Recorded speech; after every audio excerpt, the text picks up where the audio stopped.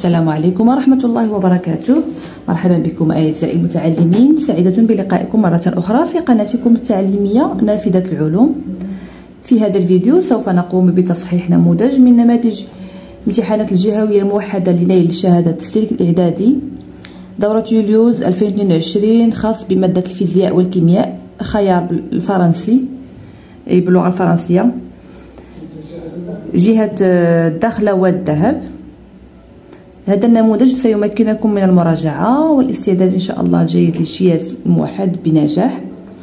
إذا تابعونا للأخير، ولا تنسوا دائما الاشتراك في القناة بتفعيل زر الجرس، ولا تنسوا مشاركة المقاطع مع أصدقائكم لكي تعم الفائدة للجميع. إذا فلنبدأ على بركة الله. L'exercice 1. Complétez les phrases en utilisant le mot convenable dans la liste suivante. Donc, on a plusieurs mots. Newton, la trajectoire accélérée, référentielle, constante, le dynamomètre. Donc, pour décrire le mouvement ou le repos d'un corps, pardon, il est nécessaire de choisir un autre corps appelé, comme on appelle notre corps, on l'appelle le référentiel.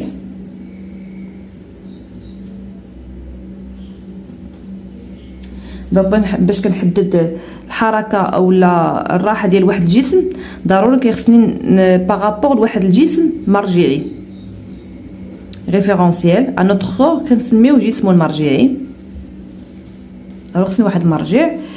La ligne continue qui est joigne l'ensemble des positions successives occupées par un point d'un corps mobile représente de ce point durant son mouvement. Donc, elle représente donc l'ensemble des positions successives occupées par un point d'un corps mobile. La ligne كيتكون من واحد مجموعة من نقاط تاع الجسم، الحركة ديال الجسم كتسمى ليا كيكون ليا واحد لا تراجيكتوار.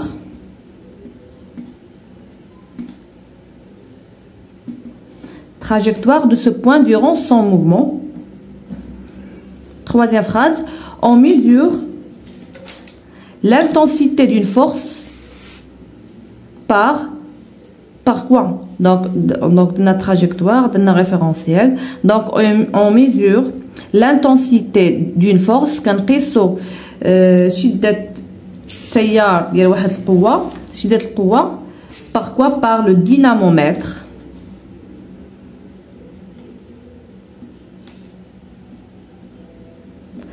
Par le dynamomètre, son unité est le N, Newton. Donc c'est N, Newton. Dernière phrase, le mouvement est uniforme si la vitesse est comment? Donc le mouvement est uniforme si la vitesse est constante. Au cours du temps, et elle est comment? Elle est accélérée lorsque la vitesse augmente avec le temps. Donc le mouvement est uniforme si la vitesse est constante. Au cours du temps, bien sûr, que donc elle est constante, ثابتة مع مرور الزمن, et elle est accélérée كتكون متسارعة lorsque la vitesse augmente avec le temps. Maintenant, la deuxième question, bien deuxième exercice. Réponds par vrai ou faux. La masse d'un corps est une grandeur physique qui dépend du lieu. Vrai ou faux? Donc c'est faux. Ici, il faut connaître que la masse ne dépend pas du lieu, contrairement au poids d'un corps qui change. Deuxième phrase. L'unité internationale de la vitesse est mètre fois seconde à la puissance moins 1. Oui, c'est vrai. Il faut connaître l'expression de l'unité de la vitesse moyenne et calculer sa valeur en mètres fois seconde à la puissance moins 1, ou bien kilomètre fois les heures à la puissance moins 1. proposition. Le poids est une force de contact répartie exercée par la Terre sur un corps. Le poids, donc de contact réparti exercé par la Terre sur un corps, c'est faux.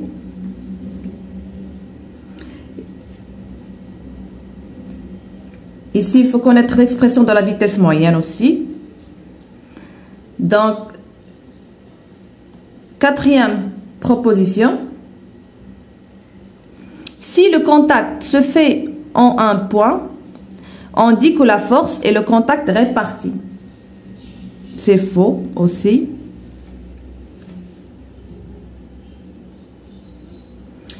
Cinquième proposition. Le conducteur ohmique convertit l'énergie électrique consommée en chaleur. C'est vrai ici. La proposition suivante, la loi d'Ohm, s'exprime par la relation suivante. U est égal R fois I. Donc ici on a la tension électrique est égale quoi? Est égale la résistance électrique fois l'intensité du courant. Donc la loi d'Ohm,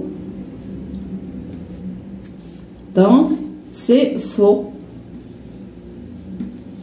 Et la dernière proposition, on exprime l'énergie électrique par la relation suivante. L'énergie électrique est égale quoi? La tension électrique fois l'intensité du courant, c'est vrai. Ici, il faut connaître, exploiter la relation de l'énergie électrique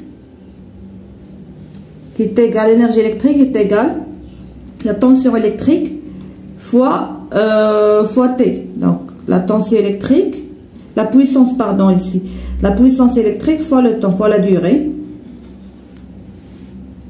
Voilà, donc passons maintenant au troisième exercice.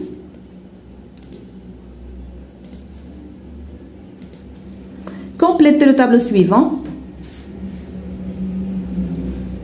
On a grandeur physique, sans symbole, sans unité internationale, symbole de l'unité. Donc on a l'unité ici internationale ampère, le symbole de l'unité c'est A. Donc ici on parle, grandeur physique c'est l'intensité du courant. Du courant. Son symbole c'est I, l'intensité. On a ici pi, le symbole P c'est la puissance électrique.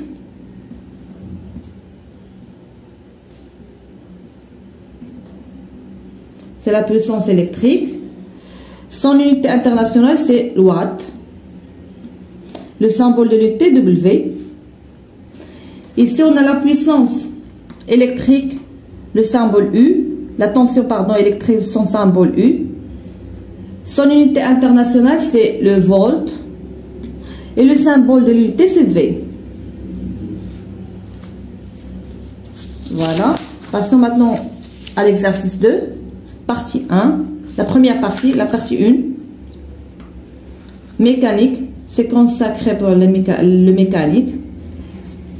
Donc la figure suivante représente un corps solide de masse M, et la masse est égale à 400 grammes, accroché à un ressort. Voilà. Le corps solide S, sa masse 400 grammes, accroché à un ressort. Le corps S est en équilibre. Il est en équilibre. Donc, dont l'intensité de la pesanteur est égale, j'ai dit 10 newton fois kilogramme moins 1. Donc, là, on a l'exercice, la question numéro 1. Faire le bilan des forces exercées sur le corps S. Le corps S. Donc, نحاولوا ندير واحد البيلون على لي فورس القوة المطبقة على هذا الجسم.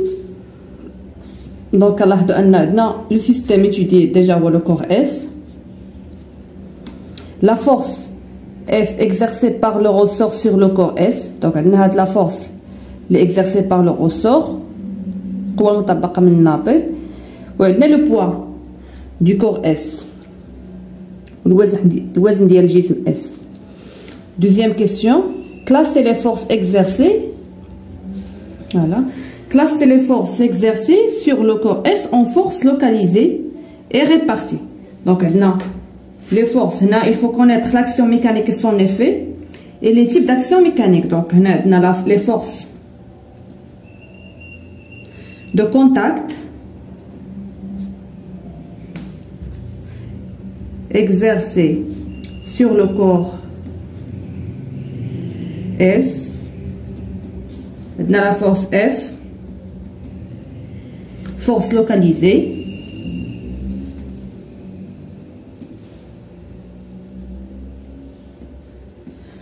la force,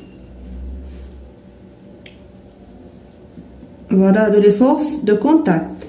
Donc on a maintenant les forces à distance.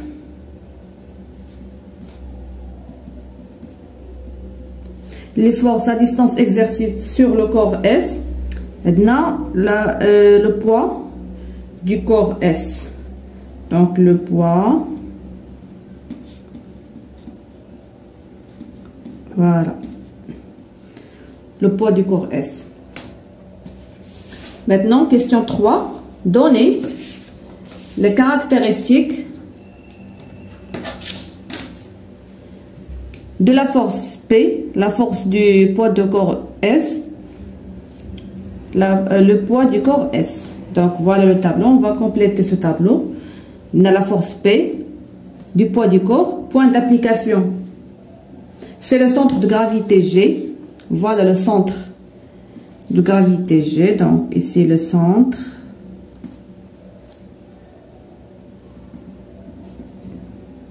Voilà. La droite d'action, la droite AG. Donc la droite AG. Le sens de G vers le centre de la Terre. Donc de G, voilà, vers le centre de la Terre. Le centre de la Terre.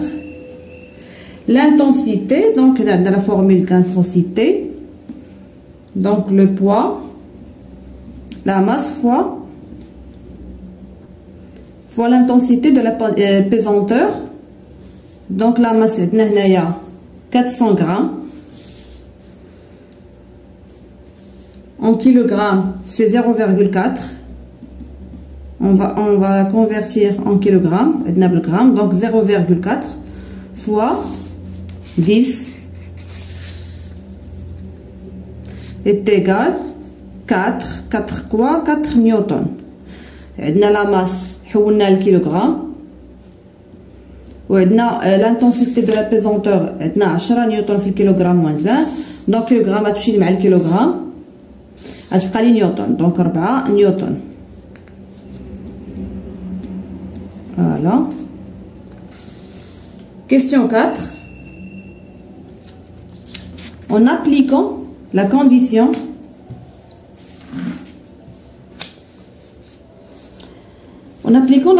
d'équilibre, donnez les caractéristiques de la force F exercée par le ressort sur le corps S.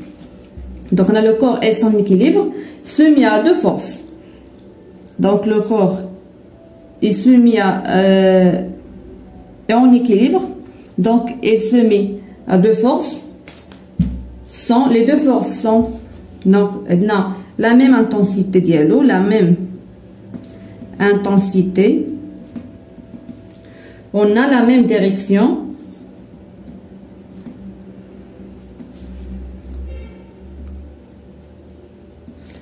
Et aussi de sens opposé.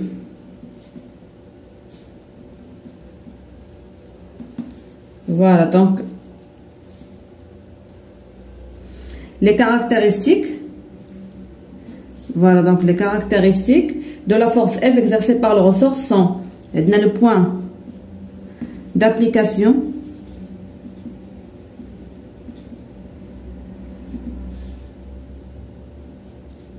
donc point de contact localisé A, point de contact localisé A, On a aussi la droite d'action AG. Droite d'action. La droite AG. Ou le sens de A vers la hauteur. De A vers la hauteur. Vers le haut. De A vers le haut. Où l'intensité est égale, P est égal T est égal 4 newtons. Déjà là, voilà les caractéristiques de la force F exercée par le ressort sur le corps S. 5. Maintenant, représenter sur la figure ci-dessus la force F en utilisant l'échelle 1 cm est égal 2 newtons. Donc on va représenter. Donc voilà 2 cm. Donc نحاولوا نمثلوها بواحد la flèche. Un segment fléché de longueur 2 cm partant du point d'application A vers le haut. Donc voilà 2 cm. خدرت le rouge déjà وسخت الورقة. Voilà. Donc نبرها لكم comme ça. Voilà 2 cm. Voilà, donc c'est la flèche. Maintenant, la page suivante, 6. Le corps S s'est détaché du ressort et a parcouru la distance des 20 mètres en 2 secondes. 2 secondes. Donc, calculez la vitesse moyenne du corps S pour parcourir la distance D. Donc, on a la vitesse moyenne. On a la formule d'ILA. La vitesse moyenne du corps S. Parcourir la distance D. Donc, on a la vitesse. On a la vitesse est égale à la distance sur le temps, sur la durée. La distance est 20 mètres. Sur le temps 2 secondes. Donc 20 sur 2 c'est 10 mètres seconde moins 1. Donc voilà la vitesse. C'est l'expression. Donc soit en mètres fois seconde à la puissance moins 1 ou bien quand on est بالكيلومتر الساعة أس ناقص 1. La partie de maintenant. La partie concerne l'électricité. Donc, le disjoncteur d'un salon de coiffure alimenté en intention de 220 volts est réglé sur l'intensité I est égale 30 ampères. Donc, le salon comprend 3 tubes d'éclairage, 5 lampes et 3 sèche-cheveux. Donc, on a 3 tubes d'éclairage, 5 lampes et 3 sèche-cheveux. Voilà le tableau. Donc, la puissance nominale, un tube d'éclairage 200 watts, une lampe 80 watts, un sèche-cheveux 1200 watts. Donc, la première question, quelle est la puissance maximale dont dispose le salon? Donc, la puissance maximale dont dispose le salon est, donc la puissance, exploiter la relation de la puissance maximale dont dispose le salon est égal quoi? On a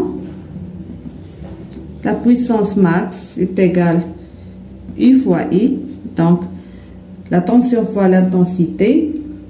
On a 220 volts fois 30 ampères est égal 6600 watts. Donc la puissance maximale 6600 watts. Là seulement l'application de la règle. Deuxième question. Quelle est la puissance totale de l'installation électrique quand tous les appareils fonctionnent? Donc voilà la puissance totale de l'installation électrique quand tous les appareils fonctionnent. Donc on a le tube d'éclairage, les lampes ou la lampe et le sèche-cheveux. Donc puissance totale est égale à puissance 1 plus 2 plus puissance 3. Donc la puissance 1 pour le tube d'éclairage. Donc on a 3 tubes d'éclairage. 3 fois combien? Fois 200 watts. Donc la puissance nominale des tubes. Donc fois 200. Plus pour la lampe, on a 5 lampes. Donc 5 fois 80. Plus le sèche-cheveux, on a 3 sèche-cheveux. Donc 3 fois 1200.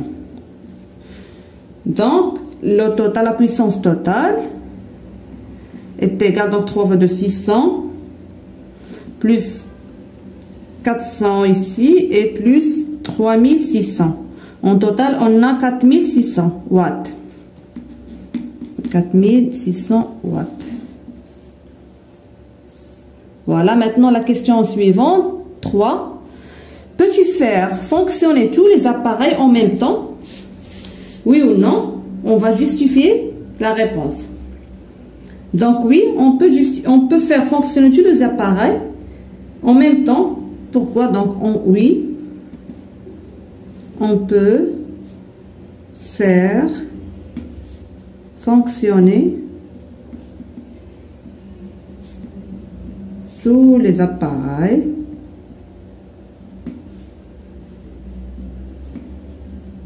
en même temps, car on a la puissance maximale. Donc la puissance maximale, on a trouvé qu'elle est égale à 6600 watts. Et la puissance totale est égale à 4600. Donc la puissance maximale est plus grande de la puissance totale. Donc nous pouvons nch'alou tous les appareils en même temps. La puissance maximale est plus grande que la puissance totale. Voilà, 4e question. Calculer en joules l'énergie consommée par les 5 lampes pendant 4 heures de fonctionnement. Donc l'énergie consommée par les 5 lampes pendant 4 heures de fonctionnement. Donc la règle, c'est l'énergie est égale à la puissance fois le temps. Donc la puissance, on a 5 lampes. Donc 5 lampes fois combien? 80 watts. La puissance nominale de la lampe fois 80 multiplié par 4 heures fois 4. Donc est égal 1600 watts par heure. Donc et en joules, c'est énergie E est égal 1600 fois 3600 est égal 5 760 000 joules. Ça veut dire 5760 kilojoules. Voilà l'énergie consommée par les 5 lampes. Maintenant l'exercice 3, dernier exercice. Une moto est entrée dans un village à une vitesse constante. Donc la vitesse constante de 20 mètres fois seconde à la puissance moins 1. Voir la photo. Voilà. La vitesse limite dans le village est 60 km. السرعة المتوسطة المحدودة في هذه المدينة هي 60 km في الساعة. Donc soudain, un obstacle est apparu à une distance de 40 mètres de cette moto. Une seconde est écoulée avant de freiner. Et la moto a continué d'avancer pendant le freinage sur une distance de 25 mètres. La première question, le motocycliste a-t-il commis une infraction? Justifie ta réponse. Donc oui, le motocycliste a commis une infraction car sa vitesse est supérieure à la vitesse autorisée dans cette route. Non, la vitesse autorisée c'est 60 km par heure. Voilà, dépasser cette vitesse. Donc on a la vitesse 20 mètres fois voilà la vitesse constante de cette moto, 20 mètres fois seconde moins 1. Il a 3,6, ça donne 72 km par heure. Donc c'est supérieur à 60 km autorisé à de la route. Deuxième question, le motocycliste va-t-il heurter l'obstacle? Justifiez ta réponse. L'obstacle est tardonaya, donc il se donne un obstacle est apparu à une vitesse à une distance de 40 mètres. Donc on calcule la distance d'arrêt d'abord.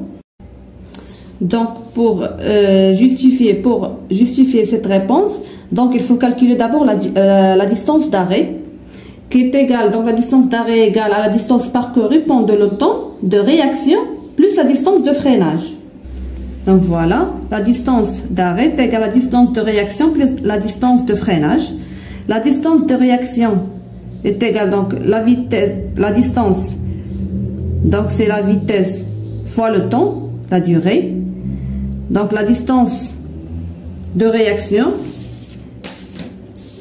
donc non, déjà une seconde écoulée, donc 20 mètres fois une seconde est égale 20 mètres, donc la distance de réaction, alors que la distance d'arrêt, donc 20 plus la distance de freinage, voilà, pendant le freinage sur une distance de 25 mètres, déjà les données, ça donne 45 mètres. Donc la distance d'arrêt est égale à 45 mètres. Donc le motocycliste va heurter l'obstacle car la distance d'arrêt est plus grande que la distance liée à 40 mètres. كبر منه ب 5 mètres. Donc c'est oui, va heurter l'obstacle. Et troisième question, citez quelques précautions à prendre pour éviter les accidents de la circulation. Vous pouvez proposer 2 précautions, pas plus. Donc là, pour les motocyclistes, donc toujours il faut porter des casques,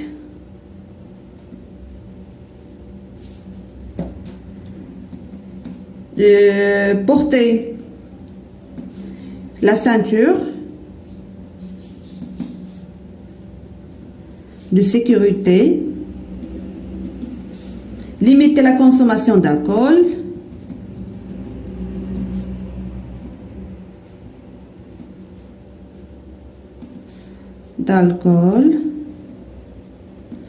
surveiller la vitesse, éviter les distractions, donc éviter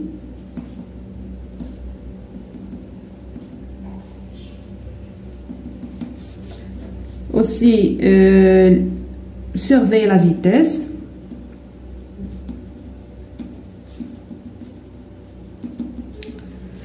etc. Donc il faut connaître quelques règles de sécurité routière et les appliquer pour répondre à cette question. Voilà, بهذا نكون قد أنهينا تصحيح هذا النموذج الخاص بمادة الفيزياء والكيمياء.